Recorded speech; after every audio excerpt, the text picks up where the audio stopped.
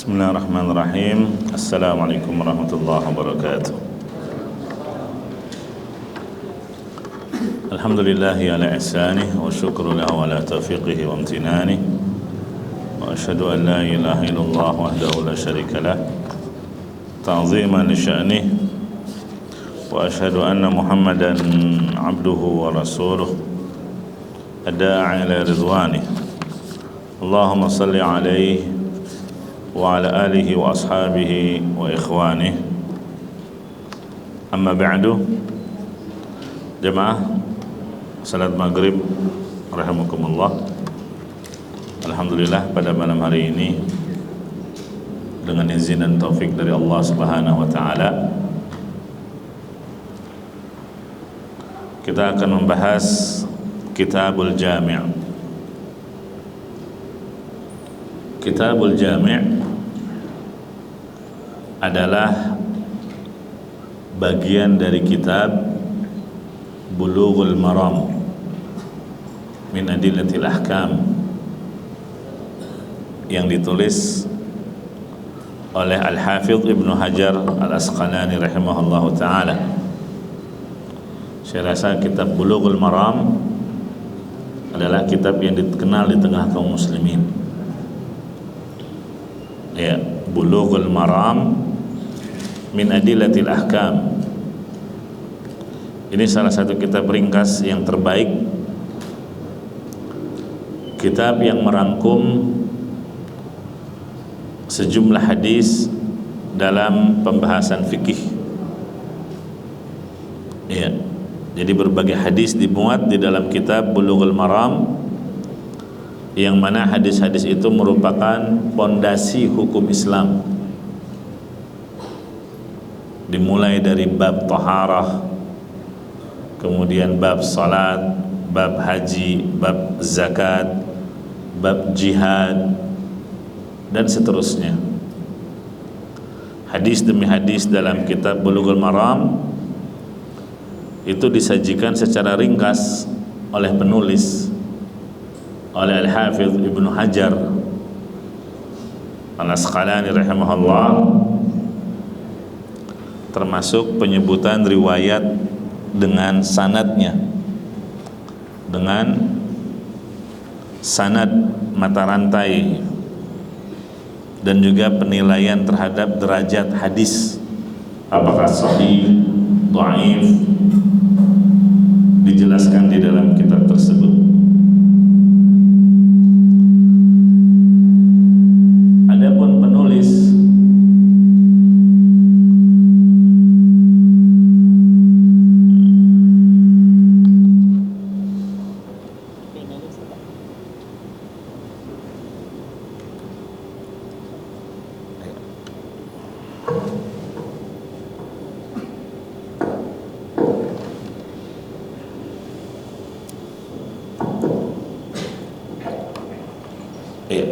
Adapun penulis menjadikan Kitabul Jami' ini sebagai bab penutup,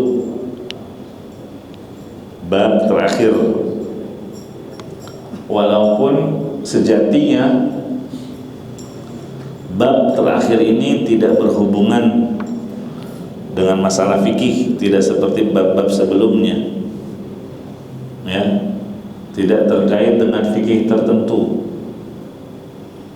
Justru Kitabul Jami' ini lebih cenderung berhubungan dengan pembahasan adab dan akhlak, sehingga penulis Al-Hafidh Ibnu Hajar Al-Asqalani rahimahullah seakan-akan ingin mengingatkan kita bahwa penguasaan terhadap bab-bab fikih itu sepatutnya tidak terpisahkan dari balutan adab yang baik dan akhlak yang mulia. Jadi penulis ingin mengingatkan bahwa dalam diri seseorang apabila ilmu itu tidak dihiasi dengan adab dan akhlak, maka dapat berubah menjadi kecelakaan yang fatal. Dan tidak jarang ya kita jumpai sebagian penuntut ilmu yang pemula, yang masih cetek ilmunya, namun dia sudah mulai tumbuh bibit-bibit kesombongan, ya, yang ditunjukkan melalui tulisan-tulisannya atau ungkapan-ungkapan lisannya. Ilmu yang sejatinya menjadikan seseorang beradab dan berakhlak itu bisa berubah menjadi apa istilahnya, senjata makan tuan yang menambah kesombongan. Ini kalau ketika menuntut ilmu tidak berangkat dari niat yang benar dan tujuan yang tulus di dalam menuntut ilmu agama. Makanya satu fenomena yang menyedihkan tatkala ada sebagian orang yang dia sangat bersemangat di dalam menjalankan syiar-syiar ibadah. Dia memperhatikan penampilan luarnya agar sesuai dengan syariat, pakaiannya, ya, penampilannya. Bahkan dia juga mengerjakan amalan-amalan sunnah seperti sholat sunnah, puasa sunnah, dia membaca Al-Quran dan yang lainnya. Namun mereka tidak memberikan perhatian yang besar dalam hal muamalah, interaksi dengan sesama manusia, sehingga sebagian mereka ada yang terjangkiti sikap dengki, hasad, ujub. Ujub itu kagum, bangga terhadap diri sendiri. Ada juga yang merasa tinggi di hadapan orang lain, ya. Ada juga yang masih melakukan kezaliman, apalagi terkait dengan harta, kehormatan seseorang. Ya, terjadi permusuhan, pertikaian. Ada juga yang saling menghardik. Ada juga yang masih suka berdusta. Ya, ada juga yang masih menyelisihi janji, ada juga yang tidak amanah. Ada juga yang tenggelam dalam membicarakan aib-aib saudaranya sendiri. Ya. Dan lain sebagainya. Hal ini tentunya sangat kontradiksi dengan penampilan luar mereka, ya, yang menunjukkan adanya perhatian besar dari mereka untuk menjalankan sunnah-sunnah Nabi. Iya.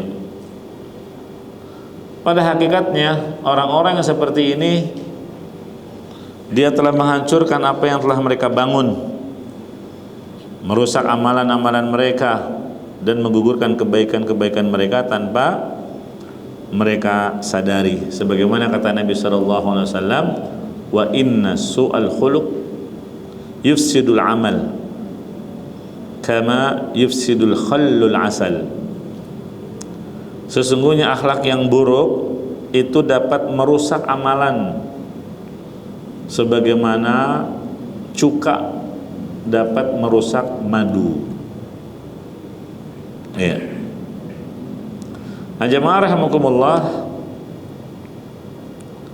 akhlak itu ada dua jenis. Yang pertama disebut dengan jibilli, istilahnya watak asli. Seperti Nabi SAW pernah berkata kepada salah seorang sahabat, Ashyaj bin Abdul Qais radhiyallahu anhu, Nabi berkata kepadanya, ya Ashyaj, inna fika khaslatain yuhibbuhumallah wa rasuluh.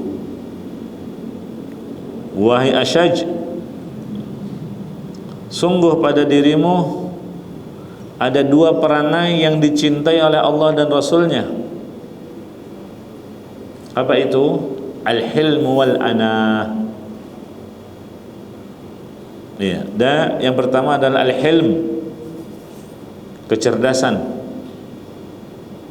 dan al-anah, ketenangan dalam bersikap, tidak tergesa-gesa. Iya, banyak perhitungan di dalam bersikap. Mendengar itu, sahabat tadi bertanya, "Ya Rasulullah, apakah kedua perangai tadi itu karena hasil usahaku, atau Allah yang memang telah menjadikan keduanya sebagai watak asliku?" Maka Nabi menjawab, "Balillahu jabalaka alaihima." Allah yang telah menjadikan kedua perangai tersebut terpatri sebagai watak aslimu. Di sini disebut jabalaka alaihima, makanya disebut jibili, artinya watak asli, bawaan anugerah dari Allah. Kemudian Asy'aj pun memuji Allah, alhamdulillah alladzi jabalani ala khuluqain yuhibbuhumallahu wa rasuluh. Alhamdulillah, segala puji bagi Allah yang telah menjadikan dua perangai tersebut, dua perangai yang dicintai oleh Allah dan Rasulnya, yang telah menjadikan sebagai watak asliku. Ini jenis yang pertama, akhlak adalah jibilli, atau istilahnya watak asli, bawaan anugerah dari Allah. Yang kedua namanya muktasab. Muktasab berarti akhlak yang didapatkan dari usaha, jadi diperjuangkan di dalam mendapatkannya. Ya. Inilah yang kata Nabi SAW, "Ana za'imun bi baitin fi a'lal jannah." Aku menjamin istana di bagian surga paling atas. Bagi siapa? Liman hassana khuluquhu, bagi orang-orang yang mau berusaha memperindah akhlaknya. Iya. Jadi akhlaknya menjadi baik karena usahanya, jerih payah dia perjuangkan dalam mendapatkan akhlak yang mulia ini. Misalnya kata Nabi SAW, "Man yatasabbar yusabbirhullah." Siapa yang berusaha untuk bersabar, dia melatih dirinya untuk menjadi seorang penyabar, yusabbirhullah, maka Allah akan jadikan dia sebagai orang yang penyabar. Berarti dia berusaha. Ini menunjukkan bisa jadi orang yang tadinya nggak sabaran, pemarah, tapi ketika dia berjuang, dia berusaha, itu bisa berubah. Dia menjadi seorang penyabar. Asalkan apa? Dia mau berusaha melatih dirinya untuk meraih sikap penyabar tadi. Makanya pahalanya besar. Ya.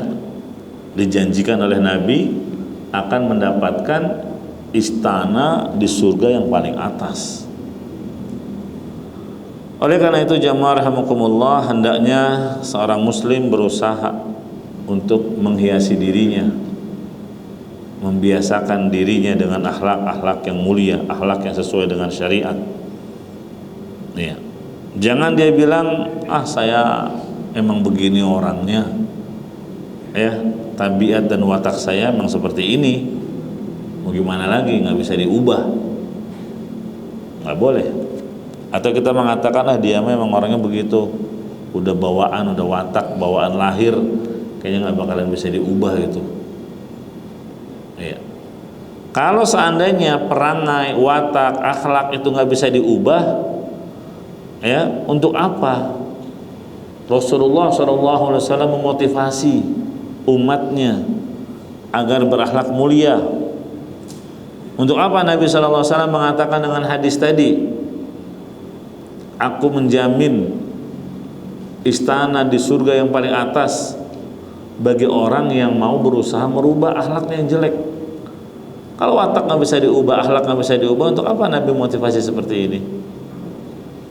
Ya, nah, oleh karena itu setiap orang punya peluang untuk mengubah akhlaknya, untuk melatih dan membiasakan dirinya menjadi semakin baik, ya, kalau dia punya kesadaran untuk merubahnya.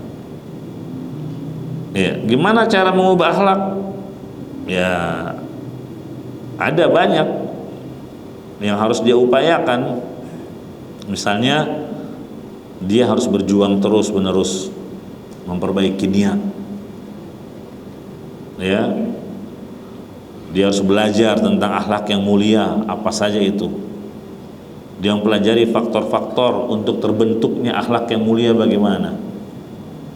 Di samping itu dia juga berusaha untuk mengenali akhlak-akhlak yang buruk supaya dia bisa menjauhinya, menghindarinya. Dan dia berusaha untuk menghilangkan akhlak yang buruk yang didapati ada pada dirinya. Iya. Dan akhlak-akhlak yang baik dia berusaha untuk mengaplikasikan dalam kehidupan sehari-hari. Yang sudah dia ketahui, yang sudah dia pelajari, dia berusaha untuk mengaplikasikannya.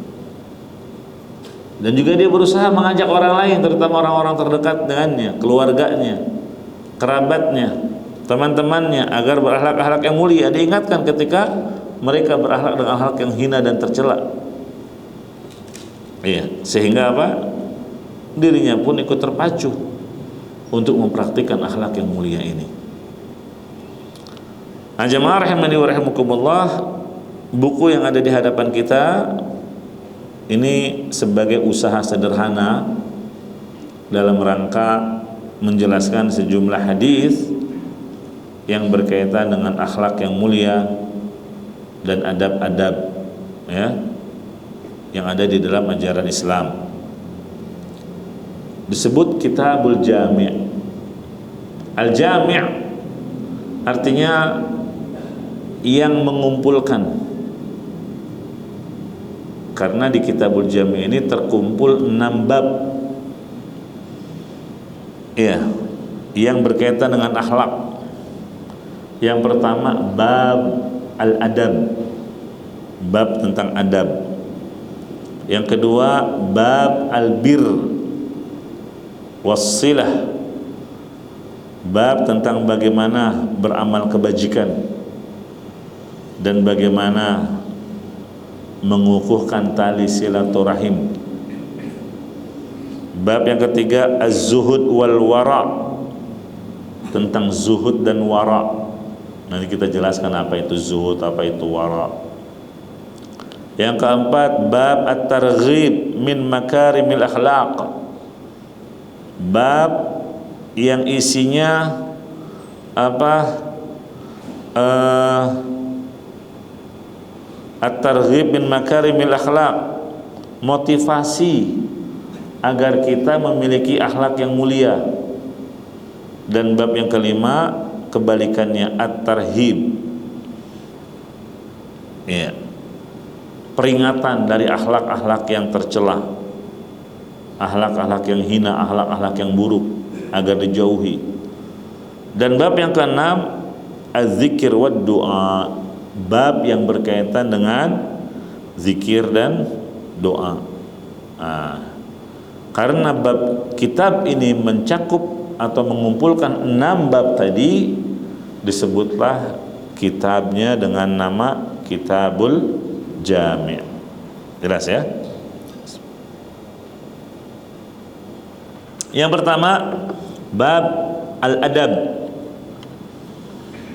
tentang adab. Ini mencakup beberapa hadis yang menjelaskan tentang adab-adab dalam Islam yang sepatutnya diperhatikan dan diaplikasikan oleh setiap muslim dan muslimah dalam kesehariannya. Hadis yang pertama, an Nabi Hurairah radhiyallahu anhu, anna Rasulullah sallallahu alaihi wasallam qala haqqul muslimi 'alal muslimi sittun. Hadisnya dari Abu Hurairah sahabat yang terkenal ya, nama aslinya Abdurrahman bin Sakhr. Abu Hurairah itu kunyah, ya, nama kunyah itu nama yang diawali dengan Abu untuk laki-laki dan Ummu untuk perempuan. Abu Hurairah berkata, Rasulullah SAW bersabda, hakul muslimi 'alal muslimi sittun. Hak seorang muslim terhadap muslim lainnya ada 6. Qila ma hunna ya Rasulullah? Apa itu ya Rasulullah? Qala idza laqitahu fasallim alaih. Jika kamu bertemu dengan saudaramu yang muslim, maka ucapkanlah salam. Wa idza da'aka fa'ajibhu. Jika dia mengundangmu, penuhilah undangannya. Wa idza stansahaka fansah lahu. Yang ketiga, kalau dia minta nasihat, ya, berilah dia nasihat. Yang keempat, wa idza atasa fahamidallah fashammithu. Kalau dia bersin dan dia mengucapkan alhamdulillah, doakan dia dengan yarhamukallah. Wa idza maridha fa'udhu. Dan kalau dia sakit, jenguklah. Wa idza mata fattabi'hu. Dan kalau dia meninggal dunia, iringilah jenazahnya. Ini hadis riwayat Muslim. Ya. Di sini Nabi SAW mengatakan hakul muslimi 'alal muslim, hak muslim terhadap muslim yang lain. Ini bersifat umum, mencakup setiap individu muslim. Kan macam-macam orang menjalankan keislaman. Muslim di tengah masyarakat kita ada yang baik keislamannya, taat, patuh. Ada juga yang muslim kurang baik keislamannya, ya, masih melakukan dosa, bahkan terhitung dosa besar, masih gemar bermaksiat. Nah, jadi sekalipun muslim itu sering melakukan dosa-dosa besar, ya, atau dikenal dengan istilah fasik, dia tetap muslim. Dia termasuk ke dalam hadis ini. Ya, selama dosa besar itu bukan kekufuran yang mengeluarkannya dari Islam, gitu ya. Jadi tetap kita penuhi hak-haknya tadi. Jelas? Nah, jadi jangan sampai ketika bertemu dengan seorang muslim yang kurang baik keislamannya, kita nggak ucapin salam. Jadi kita ucapin salam kepada orang-orang kita kenal baik keislamannya, apalagi menampakkan syiar, misalnya pakai kopiah, ya, baru kita ucapkan salam. Giliran ketemu seseorang yang nampak kurang baik keislamannya, nggak diucapkan salam. Nah, ini keliru. Iya. Kemudian jamaah rahimani wa rahimakumullah,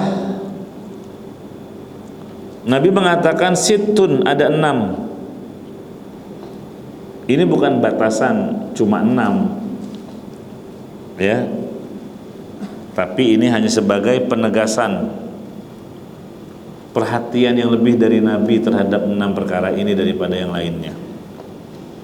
Iya, artinya ada hak-hak muslim yang lain selain yang disebutkan di dalam hadis ini. Kemudian di sini disebutkan hakul muslim, ada disebutkan dengan hak. Apa artinya hak? Yaitu perkara-perkara yang semestinya tidak ditinggalkan. Ya, adapun hukumnya macam-macam, ada yang wajib, ada yang sunnah, kan gitu. Di antara 6 hak ini, ya, semestinya tidak ditinggalkan, wajib dipenuhi. Ada juga yang hanya sebatas sunnah muakkadah, gitu ya. Nah, Yang pertama, idza laqitahu fasallim alaihi. Jika engkau bertemu dengannya, ucapkan salam. Ya. Assalamualaikum. Ini memberi salam amalan yang sangat mulia. Kata Nabi SAW, la tadkhulunal jannah hatta tu'minu. Kalian tidak akan masuk surga sampai kalian beriman. Wala tu'minu hatta tahabbu. Dan kalian tidak akan sempurna keimanannya sampai kalian saling mencintai, saling menyayangi. Tahukah kalian atau maukah kalian awwala adullukum ala syai'in idza fa'altumuhu tahabbtum? Maukah kalian aku tunjukkan suatu amalan yang jika kalian kerjakan akan menambah kecintaan di tengah kalian, kasih sayang di antara kalian akan bertambah, kalian saling mencintai satu dengan lainnya. Apa itu? Afsus salam bainakum, tebarkanlah salam di antara kalian. Nah, jadi Islam adalah agama yang mencintai persatuan dan memupuk persatuan itu, menumbuhkan dan memperkokoh kecintaan di tengah kaum muslimin. Nah, di antaranya disyariatkan mengucapkan salam. Iya. Nabi pernah ditanya tentang amalan terbaik dalam Islam itu apa? Beliau menyebutkan 3. Tut'imut ta'am. Pertama, kamu suka ngasih makan, memberi makan ke tetangga, memberi makan orang miskin. Wa taqra'us salam. Nah, yang kedua adalah kamu mengucapkan salam. Iya, sama saja kepada orang yang kamu kenal ataupun yang tidak engkau kenal. Gitu ya. Nah, jadi kalau mengucapkan salam hanya kepada orang yang kita kenal, itu justru tanda hari kiamat, disebutkan dalam riwayat. Ya, apalagi kita tinggal di negeri yang mayoritasnya kaum muslimin, alhamdulillah. Ucapkan salam, kecuali ada simbol-simbol yang menunjukkan dia bukan muslim, misalnya mengenakan liontin yang ada salibnya, ya, atau simbol-simbol yang lainnya, dia bawa Injil atau bawa pakai pakaian keagamaan tertentu, ya kita tidak ucapkan salam kepada mereka. Gitu ya. Jadi salam ini adalah amalan yang sangat indah. Kenapa? Karena di dalamnya terdapat doa keselamatan kepada sesama muslim. Gitu ya. Assalamualaikum, semoga keselamatan atas kalian. Jadi mendoakan. Lihat. Ini setiap muslim berhak mendapatkan ucapan salam. Meskipun tadi yang kita ingatkan, ya, misalnya ada muslim yang kurang baik keislamannya atau dikenal sebagai ahli maksiat, justru kita berharap, ya, agar ucapan salam yang kita ucapkan kepadanya itu dapat menyadarkan jiwa muslim yang maksiat tadi. Iya. Semoga dengan ucapan salam itu akan membukakan pintu hatinya untuk segera bertobat, ya, mau meninggalkan kemaksiatan yang selama ini dia lakukan, gitu. Tapi kalau seorang muslim atau yang nampak kesalehannya, dia malah bermuka masam ketemu orang yang pelaku maksiat padahal dia muslim, bermuka masam, enggan mengucapkan salam, ya, ini bisa jadi sikapnya tersebut malah memicu kejengkelan, amarah dan kebencian si muslim yang pelaku maksiat tadi. Iya, jengkel dia. Ini giliran ketemu temannya ngucapin salam, giliran ketemu kita enggak salam, seakan-akan kita dicap udah ahli neraka, gitu. Nah, ini kan nggak baik, ya. Akhirnya apa? Dia semakin tidak tergerak untuk taubat, semakin menjauh dari yang taat, dan semakin dekatnya dengan teman-teman yang sesama pelaku maksiat, gitu. Kemudian jamaah rahimani wa rahimakumullah, yang kedua, Wa idza da'aka fa'ajibhu. Jika dia mengundangmu, penuhilah undangannya. Iya. Mayoritas ulama mengatakan yang dimaksud undangan yang wajib dipenuhi itu adalah walimatul urus. Undangan walimah karena pernikahan. Iya. Karena walimah itu ada macam-macam. Ya, ada beberapa istilah. Iya. Kebanyakannya walimah karena adanya sebab. Misalnya apa? Tadi karena pernikahan diadakan pesta, itu namanya walimatul urus. Ada juga karena khitanan, ya kan, khitanan, nyunatin anak, terus tasyakuran kita, itu namanya al-i'zar. Al-i'zar istilahnya. Ada juga karena rumah baru, nempatin rumah baru pindah, ya selesai, terus ditempatin, terus ngundang, terutama warga setempat. Itu juga disyariatkan, namanya al-wakirah. Al-wakirah. Jadi tasyakuran rumah baru, ngundang makan-makan, itu namanya al-wakirah. Ada juga walimah karena apa? Kelahiran. Itu namanya apa? Akikah atau nasikah. Ya. Ada juga karena selamat saat kembali dari safar. Misalnya baru pulang, entah dari umroh, haji atau musafir, yang dia lama meninggalkan kampungnya, apalagi di tengah perjalanan sempat mengalami turbulensi misalnya, atau ada peristiwa-peristiwa yang sempat mencekam, mengkhawatirkan. Alhamdulillah Allah berikan keselamatan, sampai rumah dia ngadakan tasyakuran, itu juga boleh, namanya an-naqi'ah. An-naqi'ah, nah, itu istilah-istilah ya. Kita kan tahunya cuma akikah sama walimatul urus. Iya. Padahal ada an-naqi'ah, itu karena selamat sampai di rumah setelah pulang dari safar. Ada juga al-wakirah, karena apa al-wakirah? Nempatin rumah baru, ya. Ada juga karena apa tadi? Khitanan, namanya al-i'zar. Iya. Ada juga yang tanpa sebab, ya kalau orang sekarang bilangnya tasyakuran aja lah, ya.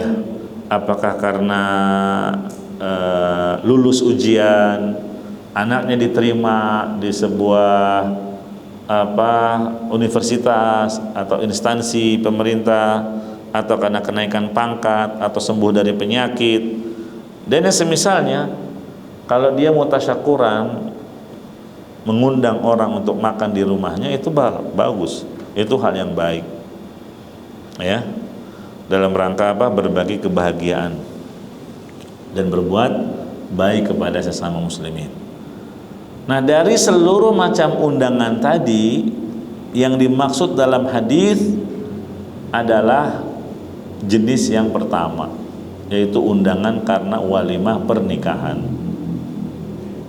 Jelas ya? Nah, kenapa wajib?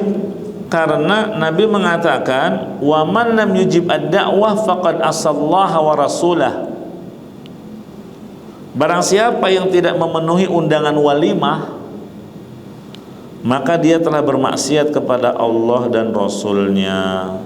Nah, jadi dipandang dia telah bermaksiat. Ini menunjukkan apa? Hukumnya wajib. Iya, yang nggak memenuhi undangan tanpa uzur syar'i itu dianggap bermaksiat. Iya.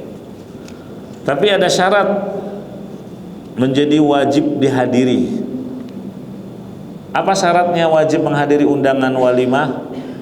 Pertama, kalau yang mengundang itu seorang muslim. Ya. Berarti kalau yang ngundang non muslim gimana? Ya nggak wajib. Ya, nggak wajib. Gugur kewajiban untuk menghadirinya.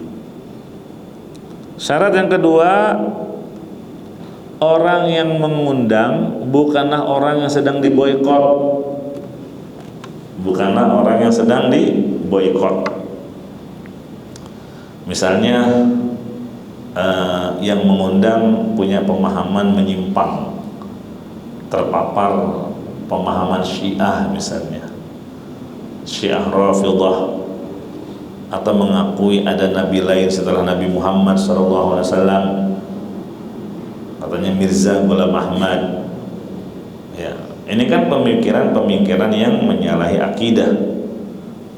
Ya, maka kita tidak penuhi undangannya untuk memberikan efek jera kepada si pengundang tersebut. Syarat yang ketiga, undangannya bersifat khusus. Berarti kalau undangannya bersifat umum, misalnya gimana? Misalnya selesai sholat maghrib, ada seseorang mengundang kepada jamaah sekalian yang ada di masjid ini untuk singgah ke rumah saya, ada acara walimah, siapapun jamaah silakan datang. Nah, ini gimana? Kita pas lagi sholat di masjid itu, ini undangan bersifat umum, nggak wajib, ya, nggak wajib. Beda halnya kalau dia menyampaikan secara langsung, apakah lewat telepon atau ngirim surat undangan atau lewat WA di zaman sekarang. Nah, itu khusus berarti. Yang keempat, undangan yang wajib itu hari pertama walimah. Karena ada beberapa daerah atau beberapa orang saking senengnya itu mengadakan walimah sampai 3 hari berturut-turut. Sebagaimana Rasulullah SAW ketika nikah dengan Sofia itu mengadakan walimahnya 3 hari berturut-turut. Nah, ini yang wajib untuk dihadiri hanyalah hari yang pertama, gitu ya. Nah, kemudian syarat berikutnya tidak memberatkan orang yang diundang, misalnya harus safar, bepergian jauh, undangannya di luar kota, ya di Cirebon, di Jogja. Waduh, ini kalau harus ke sana keluar ongkos, biaya, capek, butuh cari tempat menginap. Nah, yang seperti ini nggak wajib, ya. Nah, tapi kalau masih kerabat, apalagi disediakan, difasilitasi, ya sebaiknya tetap penuhi undangan saudaranya itu, ya, gitu ya. Nah, kemudian yang keenam, tidak ada kemungkaran pada saat acara walimah, ya. Misalnya ada ikhtilat, ada pertunjukan musik, apalagi yang di situ ada bidu wanita yang menampakkan aurat, ya, atau disediakan khamar, ya, atau makanan dan minuman haram lainnya, ya. Tapi kalau dia bisa bersiasat, itu lebih baik, ya. Bersiasatnya gimana? Ya, hadirnya nantilah pada saat kemungkaran itu sedang tidak berlangsung atau ketika sudah selesai, gitu ya. Nah, ini baru 2 hak yang kita bahas, ya. Udah masuk waktu Isya? Iya. Kita break untuk sholat Isya terlebih dahulu. 2 hak yang kita bahas pada pertemuan ini, ya, yaitu yang pertama, jika berjumpa dengan sesama saudaramu, ucapkan salam, baik yang keislamannya muslim taat ataupun yang kurang baik keislamannya. Dan yang kedua, terkait dengan undangan walimah, yang dimaksud adalah walimatul urus.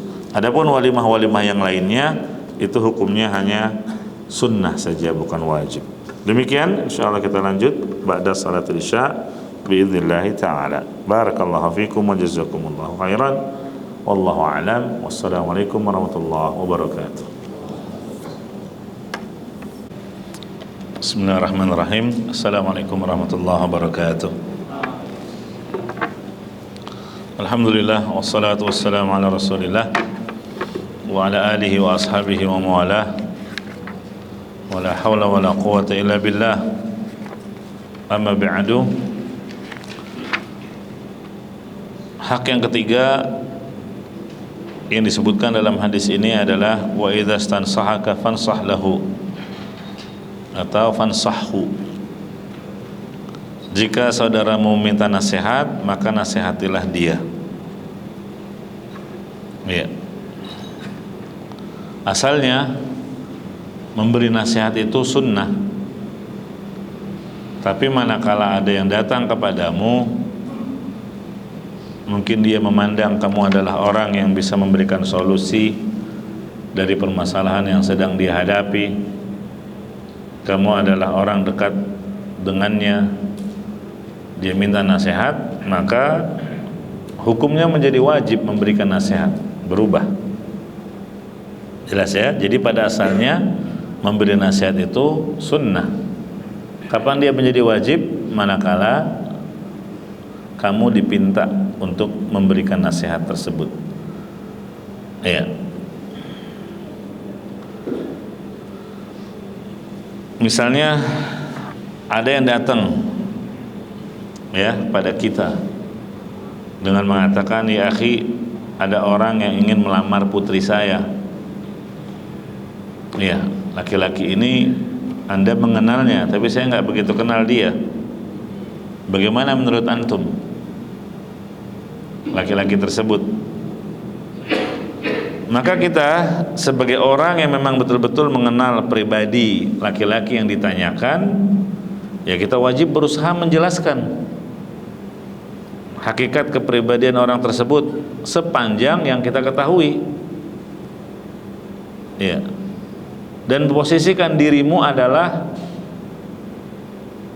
sebagai orang tua dari putrinya yang akan dilamar. Jadi seakan-akan yang dilamar adalah putri kita sendiri, gitu ya. Jadi kita sebutkan. Nah itu contoh terkait dengan hak yang ketiga. Hak yang keempat, wa idza atasa fahamidallah fashammithu. Jika dia bersin, hashim, terus dia mengucapkan alhamdulillah, maka jawablah dengan yarhamukallah. Ini akan ada pembahasan tersendiri di beberapa hadis nanti ke depan insyaallah. Ya, ini sama seperti salam. Pada asalnya kalau ada orang datang ketemu papasan, dia nggak ngucapin salam, ya kita nggak usah jawab waalaikumsalam. Begitu juga kalau ada yang bersin dan dia tidak mengucapkan alhamdulillah, ya nggak usah doakan apa? Yarhamukallah. Beda halnya kalau kamu ketemu orang dan orang itu mengucapkan salam, wajib bagimu menjawab salam. Sebagaimana tadi orang yang bersin dan dia mengucapkan alhamdulillah, wajib bagimu mengucapkan doa yarhamukallah. Ya. Wa idza marida fa'udhu. Ini hak yang kelima. Jika saudaramu sakit, jenguklah dia. Menjenguk seorang muslim yang sedang sakit, tentu sakit yang dimaksud adalah sakit yang menghalanginya beraktivitas di luar rumah. Iya, sakit yang menghalanginya keluar rumah. Kok nggak nampak di masjid? Biasanya dia rajin. Udah beberapa hari nggak kelihatan. Cari berita, cari kabar tentangnya. Makanya kebiasaan Nabi SAW kalau mau mengimami sholat, beliau menghadap dulu ke jamaah, dilihat jamaahnya, sambil ngontrol shaf, sambil melihat ada yang absen kah. Begitu juga selesai sholat, menghadap jamaah ketika berzikir, melihat. Kalau didapati ada sebagian jamaah tidak hadir, tidak terlihat dalam beberapa waktu lamanya, ditanya oleh Nabi, kemana si fulan? Kalau dikabarkan dia sedang sakit, Nabi menjenguknya, gitu ya. Dan asalnya hukumnya fardu kifayah. Fardu kifayah berarti kalau ada yang sakit dan tidak ada seorang pun yang menjenguk dia, dosa semuanya. Tapi kalau sudah ada yang mewakili, misal sebagian pengurus DKM atau sebagian jamaah yang mengenalnya, maka gugur bagi yang lainnya. Intinya jangan sampai ada yang sakit terus nggak ada yang menjenguk dia seorang pun. Maka yang seperti ini berdosa, ya. Nah, ini termasuk masalah yang ditekankan oleh Rasulullah SAW. Banyak dalil-dalil tentang menjenguk orang sakit. Ya. Salasun kulluhun haqqun ala kulli muslim. Ada 3 perkara yang semuanya hak bagi setiap muslim. Iyadatul marid, nomor 1 Nabi sebutkan adalah menjenguk orang sakit. Wattibaul janaiz, mengiringi jenazah. Wa tashmitul atis, dan menjawab orang yang bersin jika dia mengucapkan alhamdulillah. Ya. Jemaah rahimakumullah, manfaat menjenguk orang yang sakit ini, ya, ada yang kembali kepada orang yang sakit dan ada yang kembali kepada yang menjenguk, dan ada yang kembali kepada kedua-duanya. Iya. Adapun manfaat untuk orang yang menjenguk, pertama dia akan mendapatkan pahala yang banyak. Nanti disebutkan keutamaannya, diantaranya apa? Itu man 'ada maridan lam yazal fi khurfatil jannah hatta yarji'. Barang siapa yang menjenguk orang sakit, maka dia berada di lingkaran surga sampai dia kembali. Iya. Jadi kalau terjadi sesuatu menimpa dirinya di saat menjenguk, dia sudah berada di dalam lingkaran surga dia. Termasuk tanda husnul khotimah. Begitu juga kalau dia menjenguk di pagi hari, sab'una alfa malak, 70.000 malaikat mendoakan dia sampai sore. Iya. Padahal kita kalau ngebesuk paling lama setengah jam terus pulang. Apalagi kalau yang dijenguk di rumah sakit, kan dibatasi waktunya. Iya, ada yang cuma 5 menit, 10 menit, 15 menit terus pulang. Kita udah sampai di rumah atau sudah tempat lain beraktivitas, tapi malaikat yang 70.000 tadi terus mendoakan kita sampai sore. Jadi salah satu cara amalan yang bisa menjadi sebab kita didoain malaikat, jenguk orang yang sakit. Gitu juga kalau menjenguknya sore hari, akan didoakan oleh 70.000 malaikat sampai pagi. Berarti tidur itu dalam keadaan masih terus didoakan malaikat. Bukan 1-2 malaikat, tapi sab'una alfa malak, 70.000 malaikat. Ini yang ngedoain malaikat. Besar kemungkinan diijabah doanya. Iya. Jadi argo pahala terus mengalir sejak dia keluar rumah, bukan sampai kembali lagi ke rumah, tapi sampai durasi waktu yang disebutkan tadi. Ya. Ini menunjukkan besarnya pahala menjenguk orang sakit. Iya.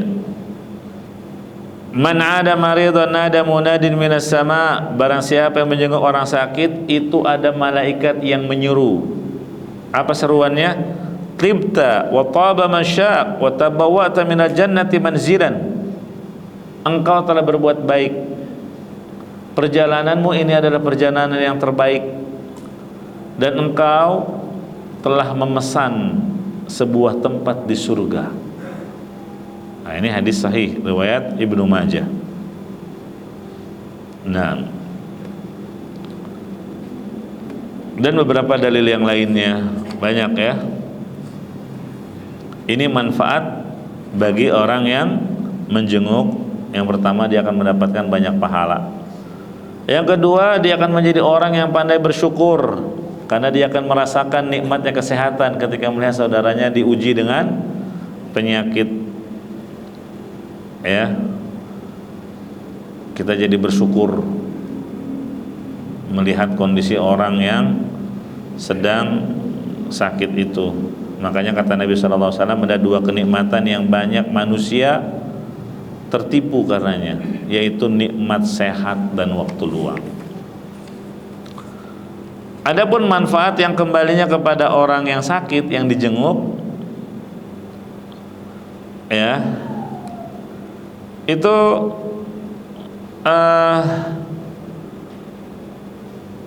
disebutkan dalam hadis, musibatun tuqbilu biha 'ala Allah khairun laka min nikmatin tunsika dzikrallah.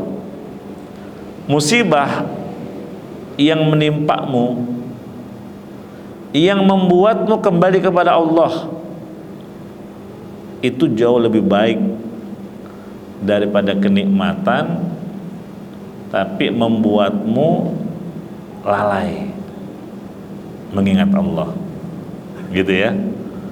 Jadi kalau kena musibah terus kita kembali kepada Allah, jadi ingat Allah, ya, taubat, itu lebih baik daripada dapat kenikmatan, kesenangan, kelapangan terus kita lalai dari ibadah.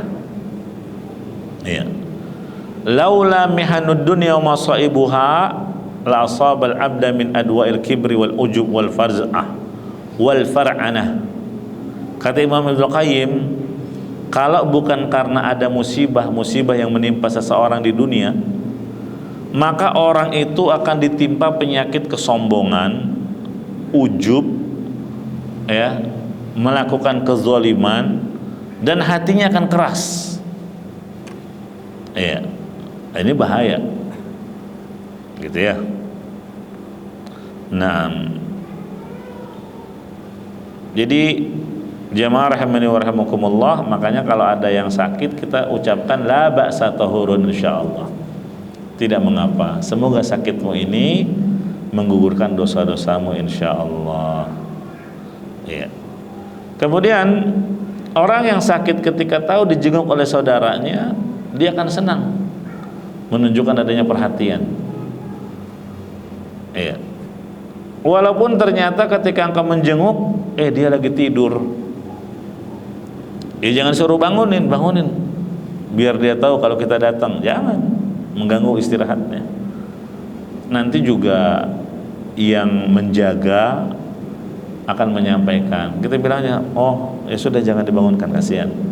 Sampaikan saja salam kepada dia bahwa kita tadi datang. Ya tetap kita doakan. Ya. Nah ini jemaah rahimani wa rahimakumullah, ya, tentang hak yang kelima, menjenguk orang yang sakit. Dan hak yang terakhir yang disebutkan di dalam hadis ini adalah wa idza mata fattabi'hu, kalau dia meninggal iringilah jenazahnya. Mengiringi jenazah itu ada dua tingkatan. Tingkatan pertama hanya sampai menyolatkan, itu baginya pahala 1 qiraat. Tingkatan yang kedua lebih tinggi, ikut mengiringi sampai selesai dimakamkan, baginya 2 qiraat. Ya. Nabi ditanya, apa yang dimaksud dengan 2 qiraat ya Rasulullah? Mithlul jabalainil azimain, yaitu seperti 2 gunung yang besar. Ini menunjukkan pahalanya besar. Yang paling kecilnya seperti gunung Uhud, padahal gunung Uhud itu besar sekali ya. Makanya itu peluang emas. Makanya aneh kalau kita dapati ada orang takziah, melayat, tapi sibuk ngobrol aja dengan sesama pelayat. Padahal jenazah sudah dimandikan, sudah dikafankan. Bahkan ketika hendak disolatkan, hanya sebagian orang yang ikut karena menganggap fardu kifayah. Ini rugi. Iya. Menganggap sudah cukup dengan setor muka takziah gitu. Padahal yang didapatkan qiraat dan 2 qiraat itu bagi yang menyolati. Apa susahnya menyolati? Nggak ada ruku, nggak ada sujud, dan nggak panjang bacaan suratnya. Bahkan nggak ada bacaan surat. Yang ada cuma Al-Fatihah, sholawat, doa, udah habis salam, takbir yang keempat kan salam. Iya. Nah ini minimal nyolatinlah. Bahkan Rasulullah SAW ketika terluput dari menyolatkan jenazah, itu Nabi tanya, di mana dia dikuburkan? Tunjukkan saya kuburannya. Nabi datang ke kuburannya, terus sholat jenazah. Ya, seperti tata cara jenazah seakan-akan belum dikubur. Artinya menghadap ke kiblat sekaligus itu kuburan. Kalau kita kiblatnya ke barat, berarti posisi kita di sebelah timur berdirinya. Kalau jenazahnya laki-laki, kita berdiri sejajar dengan batu nisan. Kalau jenazahnya perempuan, lurus dengan bagian tengah. Begitu. Ya, itu yang dicontohkan oleh Nabi SAW. Saking apa? Kesempatan emas untuk dapetin pahala 1 qiraat. Ya. Makanya diantara doa sholat jenazah apa? Allahumma la tahrimna ajrahu. Ya Allah, jangan kau halangi kami dari mendapatkan pahalanya. Artinya kematian seorang muslim itu peluang emas kita untuk mendapatkan pahala besar. Nah, diantaranya dengan menyolatkan jenazahnya, mengiringi sampai pemakamannya, mendoakannya, menggalikan kuburannya, menyediakan kain kafannya, dan seterusnya. Ya. Nah, inilah jamaah azanillahu wa iyyakum terkait dengan hadis yang pertama, yang disebutkan di dalam Kitabul Jami', yaitu hak muslim terhadap muslim yang lainnya ada 6, dan penyebutan 6 di sini bukan sebagai batasan, karena ada hak-hak yang lain disebutkan dalam riwayat yang lainnya, ya, yang tidak disebutkan di dalam hadis ini. Iya, demikian yang bisa kita bahas.